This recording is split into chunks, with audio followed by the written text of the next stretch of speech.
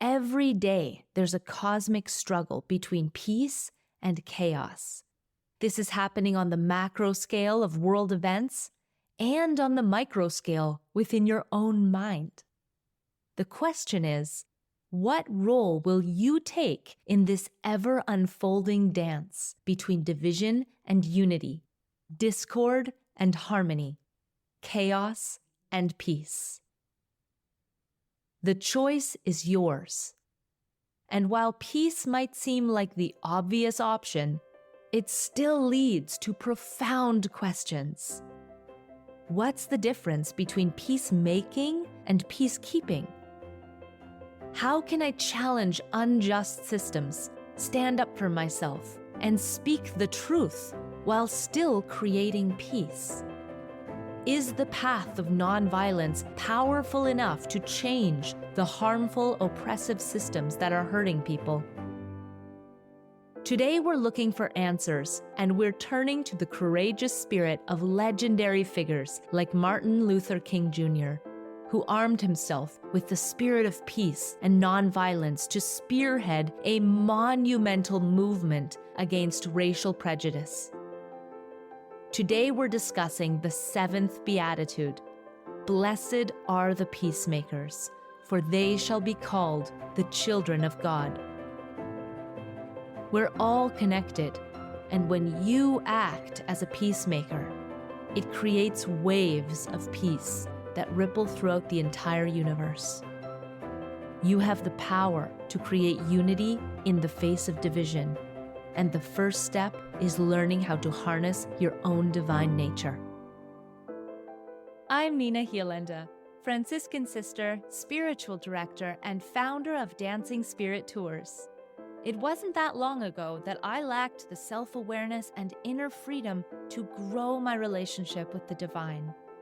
Fast forward past a lot of lessons learned, I now have a spirituality that gives me more joy, meaning, and connection than I ever thought possible.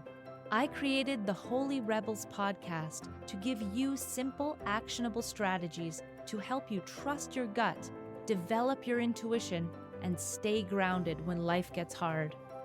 If you're a spiritual seeker or a mystic in the making, you're in the right place, my friend. Let's get started. Welcome back to the Holy Rebels podcast. I'm so happy that you're here, and I can't wait for our conversation today. We are exploring a series about the 8 keys to happiness, also known as the Beatitudes. Each key is an invitation to invoke wisdom so that you can experience more joy, purpose, and fulfillment. This is a 9-part series, and I recommend listening in order. The introduction to this series is episode number 8, 8 Keys to Happiness. You can scroll back and find it on Apple Podcasts, Spotify, or wherever you're listening to this show right now. Before we begin, I want to thank those of you who are leaving 5-star reviews. It helps other spiritual seekers find this podcast, and I am so grateful because it means that I can keep making these episodes for you. I really enjoy reading each one of the reviews, and I'd like to read this one today. It's from Maddie in Australia. Maddie says, I am really enjoying the interchange between spirituality, intelligence, and heart.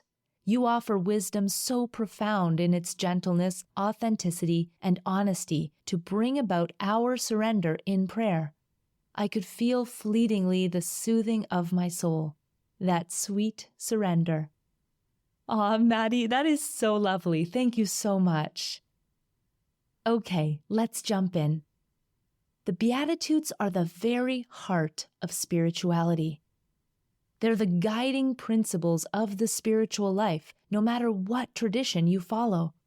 The pinnacle of what it means to be a good human, wrapped up in 8 simple yet incredibly layered teachings. They seem basic on the surface, but this is a lifelong journey to implement them as a lifestyle of happiness, joy, and peace. Today we're discussing the 7th Beatitude.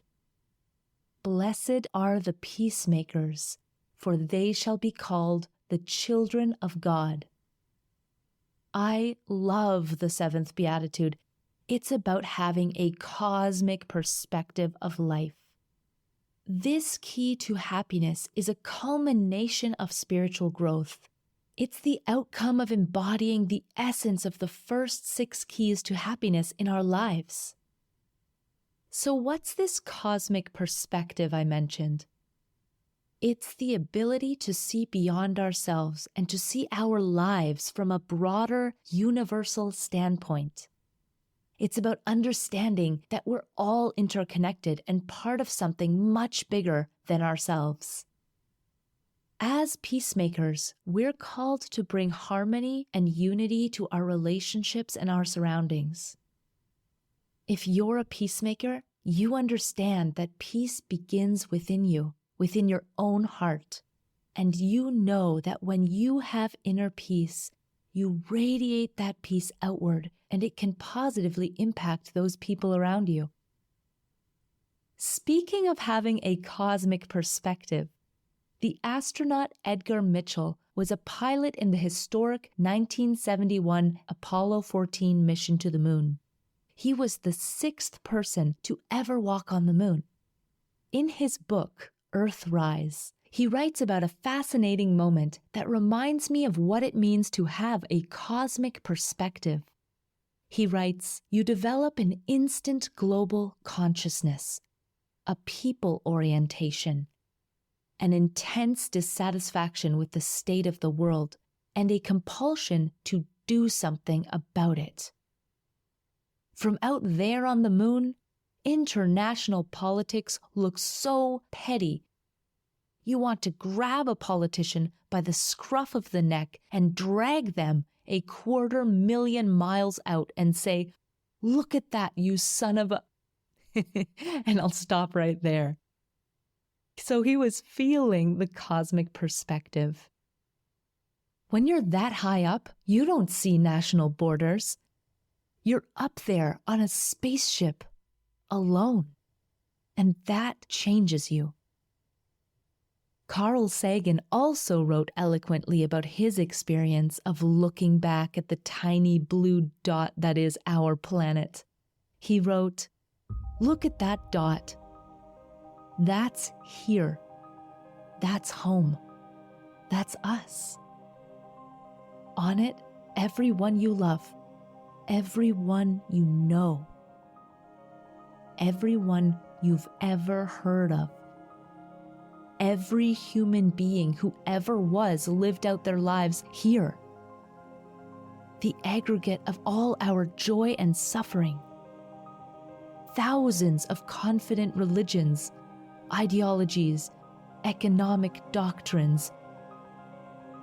Every hunter and forager, every hero and coward, every creator and destroyer of civilization, every king and peasant, every young couple in love, every mother and father, hopeful child, inventor and explorer, every teacher of morals, every corrupt politician, every superstar, every supreme leader, every saint and sinner of the history of our species lived there, on that mote of dust, suspended in a sunbeam." Wow. This is the cosmic perspective. This vantage point, it instantly changes our thinking. We realize that so much of what we argue about is insignificant in the grand scheme of things. When you see yourself from a universal perspective, you understand that you're part of a massive tapestry of life. Every thread interwoven with another. Perceived differences become trivial. you gain a sense of unity, a discovery of your interconnectedness, and an understanding that peace is not just about avoiding conflict, but about fostering tolerance and respect for one another. This is what it truly means to be a peacekeeper, to cultivate peace within yourself and to promote peace and wider cosmic perspective in your community. Blessed are the peacemakers, for they shall be called the children of God. This key to happiness, key number 7, is the culmination of all your spiritual growth. Becoming a peacemaker is the fruit of mastering the other 6 keys to happiness. Let's review each one of the Beatitudes together as a reminder of how we got here. As we go through these, pay attention to the seamless progression from one to the next. The Beatitudes are the essential building blocks that lay the foundation of a life filled with joy and spiritual fulfillment. The first key to happiness is, "Blessed are the poor in spirit, for theirs is the kingdom of heaven." It means the true measure of richness doesn't lie in worldly possessions, but in your soul. If your focus is not on material wealth, but rather on the people and the activities that bring you joy, then you're not only free from the trap of materialism, you're also inclined to use whatever resources you have for the greater good. When you value the immaterial more than anything else, you are in harmony with the spiritual essence of life. The second key to happiness is, "Blessed are those who mourn, for they shall be comforted." It means if you experience profound sadness or loss, and you allow yourself to feel your sorrow deeply, you are better off. Mourning is a natural and necessary part of life, a process which leads to healing and growth. The comfort promised is not about erasing your pain. The comfort is the offer of solace and strength to face your hardship head on. This beatitude is a reminder that even in the darkest times, you are not alone, and consolation will come. All you need to do is ask for it. The third key to happiness is, "Blessed are the meek, for they shall inherit the earth." The meek are those who possess a gentle strength, those who are humble and patient, even in the face of adversity. This is not about weakness, but rather showing restraint and not resorting to aggression or to dominance to get your way. The reward that's mentioned, "They shall inherit the earth," symbolizes a deep fulfillment. If you practice patience, humility, and gentleness, you will be living a rich and meaningful life.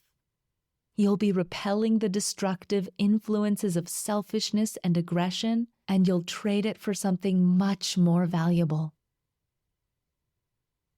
The fourth key to happiness is, "Blessed are those who hunger and thirst for righteousness, for they shall be filled." If you're feeling upset about the state of our world, channel your outrage into action instead of becoming numb from overwhelm. Embrace the vision that's possible rather than being complacent with what is.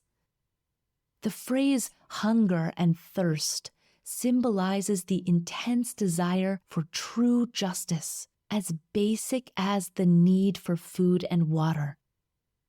The promise, "You will be filled," assures that your pursuit of right relationship is never in vain. The fifth key to happiness is, "Blessed are the merciful, for they shall be shown mercy." Forgiveness is one of the most powerful acts of love. It brings healing to both the giver and the receiver. Being merciful means being compassionate and showing kindness, even when others may not deserve it. The reward is twofold. 1, creating a more compassionate world with your actions. And 2, being open to mercy yourself. Sometimes you need to receive forgiveness. Open your heart to divine mercy. The 6th key to happiness is, "Blessed are the pure in heart, for they shall see God." Purity of heart refers to having honest intentions and being sincere in your actions. It also means being free from distractions or ulterior motives. When you're truly pure of heart, you will have a clear understanding of who you are and what truly matters for you in your life. This is about living authentically in a way that's true to you. If you do this, you'll begin to see magic everywhere. And here we are at the 7th key to happiness. Blessed are the peacemakers, for they shall be called the children of God. Have you ever met someone who effortlessly exudes an aura of peace? It's not just a fleeting sense of calm, but a profound and unshakable tranquility that seems to permeate their very being. Their eyes sparkle with the wisdom of inner serenity, their demeanor is poised, and their energy is grounded. They carry no pretenses about their spirituality, nor do they seek to flaunt it. Instead, they embody peace in a way that's both unassuming and deeply powerful. This serene quality is the essence of the 7th key to happiness. Peace is the mark of a great saint. Peace is the energy of a bodhisattva. Peace is what makes us relax around a wise elder. A peacemaker is someone whose integrity awakens integrity in others just by being around that person. Their presence makes peace in the world. Have you ever met someone who has this quality? You can't help but notice. That's why saints are depicted with halos. It's illustrating a quality of spiritual light. These are people who have light around them. They are themselves, and they're so authentic in how they show up and look at you. You can't help but look in the mirror and feel like you can be yourself too. And this causes you to reflect more deeply on what's important to you, on who you are, on who you would like to be. And that is how peacemakers make peace. They embody an authenticity and sincerity. Their true selves shines through in all that they do. They're unapologetically happy and genuine, powerful in its simplicity and inspiring in its boldness. By contrast, there are those people whose presence is draining. I'm sure you can think of someone in your life like this. You get home from lunch with them and you feel like you need a nap, or just a constant stream of negativity or defensiveness or superficial connections. Have you ever noticed that about some people? Choosing the right company is so crucial. We're inevitably influenced by those we surround ourselves with. So surround yourself with peacemakers and be a peacemaker yourself. Be someone who makes peace. Peace is not just an absence of conflict, but rather an active effort to create harmony. Peacemakers bridge divides and promote reconciliation instead of division. Here's an example. Have you ever had the experience of getting together with a group of friends and someone mentions another person's name and it sparks a circle of criticism? the conversation quickly descends into a whirlwind of negativity. Everyone chimes in, adding their own disparaging comments. And often it's not bad enough to go noticed, but it's prefaced with statements like, "I don't mean to speak badly about so-and-so, but..." And then the speaker proceeds to do exactly that. Well, this is your opportunity to peacemaker, and not in a shaming way, okay?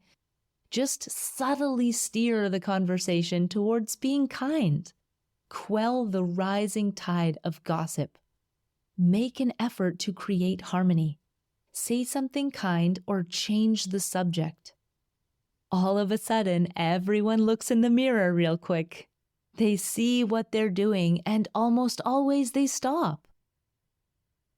Peacemakers are the ones who break the cycle and stop the escalation without shaming anyone.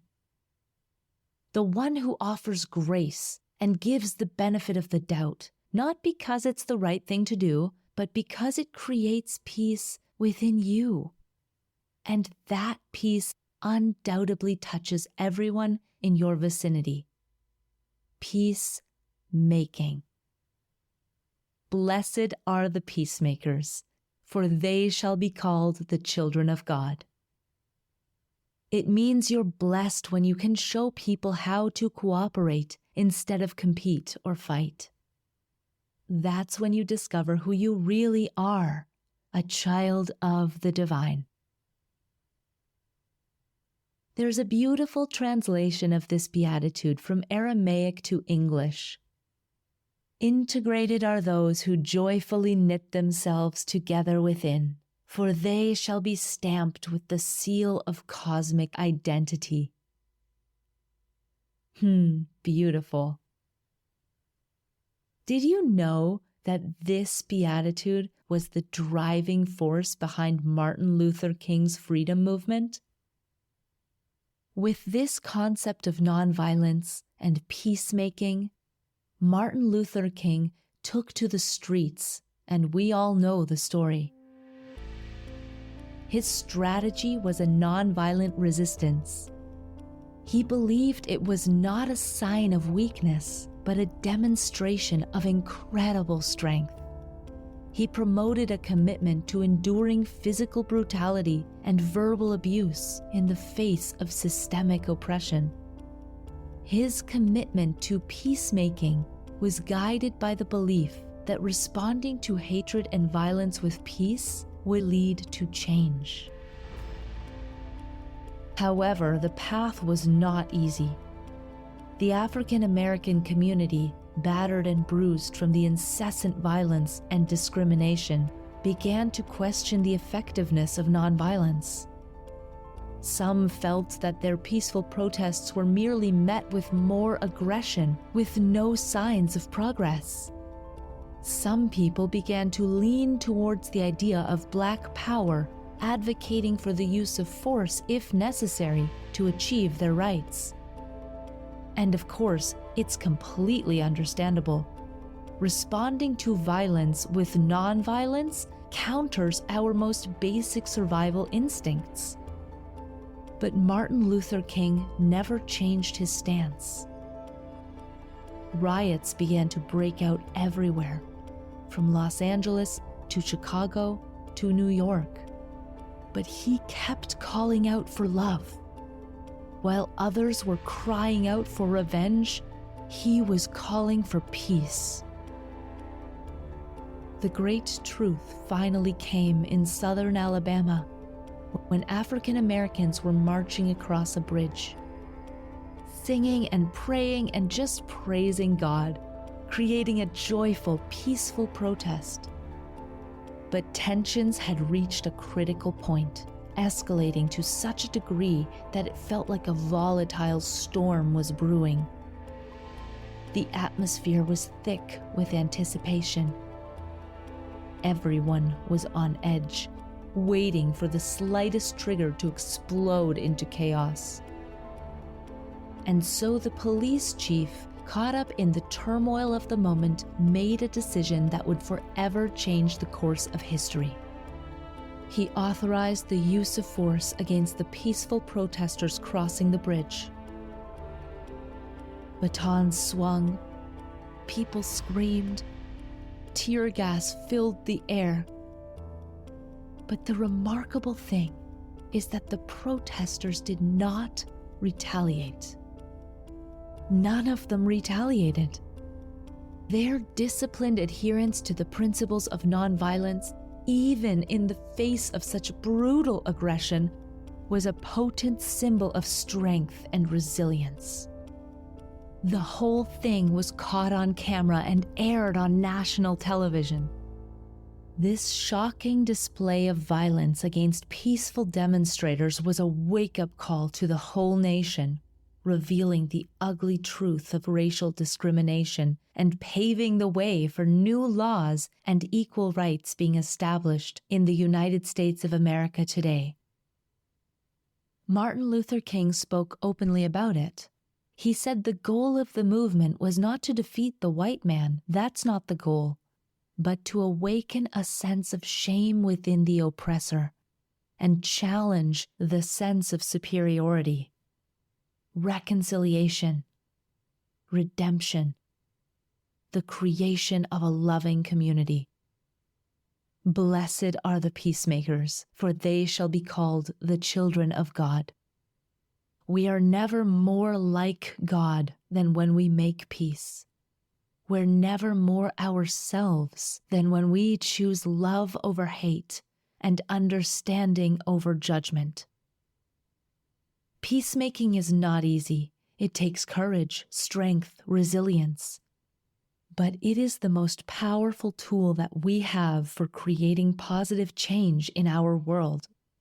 And when we actively strive to be peacemakers, we become true children of the divine, living examples of love in a world that so desperately needs it. Shalom, peace. God is peace. God is the creative force of life itself. It creates, it makes, it produces the world as a non-violent, creative act of love. That's why one of the marks of a great saint or bodhisattva is the ability to make peace. Not suppressing some rival power, but in forgiving love. Try it sometime. If you find yourself unhappy, ask yourself, how much time did I spend today making peace? Not ignoring conflict, not tolerating meanness, not looking the other way and walking away, but entering mercifully into the conflict and making peace. Trust me, it'll make you happy in the deepest way possible. My friend, I have a gift for you. If you haven't grabbed the masterclass yet, now is your chance. This masterclass is called 3 Keys to Unlock Your Connection to the Divine. Normally it's $97, but you can grab it right now for free at mysticalspirituality.com. This masterclass will help you listen to your intuition, trust your gut, and embody these spiritual principles into your life. It's a 40-minute video class, and you get a beautiful workbook filled with journal prompts and practical exercises for being a better human. Go to mysticalspirituality.com and get it for free. I will see you next week for the 8th and final key to happiness. Have an amazing week and make peace wherever you go. It will make you happy in the deepest way possible. And you deserve happiness, my friend. Trust the mystic within you.